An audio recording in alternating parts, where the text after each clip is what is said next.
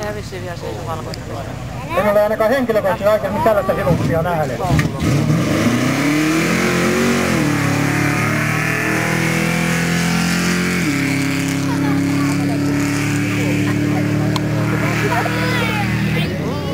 Ja 95,62 oli hiluksilla sit sitä vauhtia. Nyt tulee. Seuraava idän ihme on siellä numero 200, Tuukka Laaksonen ja mikroauto. Oli välineen ja Sipoasta tulee. Äsken oli vähän korkea, kattokaa nyt tässä kohtaa vähän alemmas, tää menee kovin maata riittää.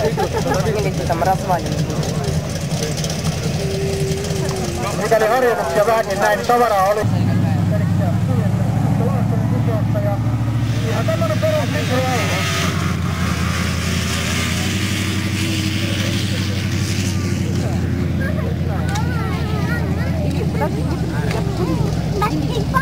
Yhdeksän 2,69 oli mikroautolla vauhtia.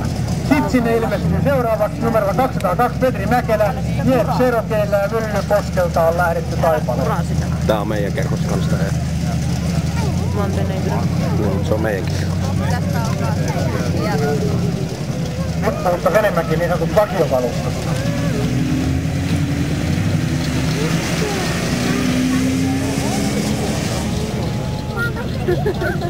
Niin hiljainen on.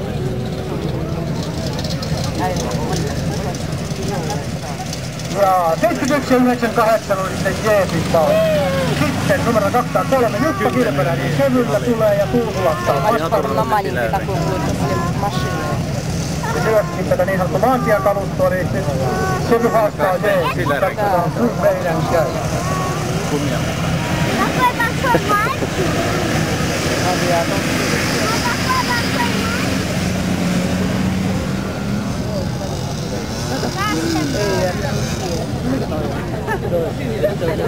Yhdeksän 4,12 saatiin sinne vauhtia.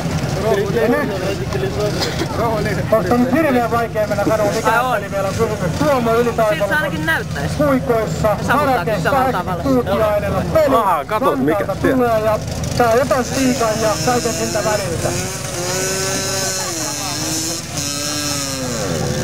Se siltä.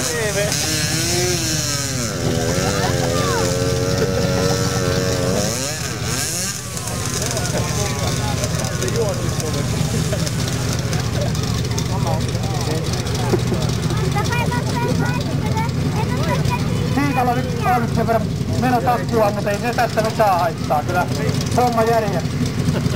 Eikä ole mikään itse asiassa hirveä kiinni.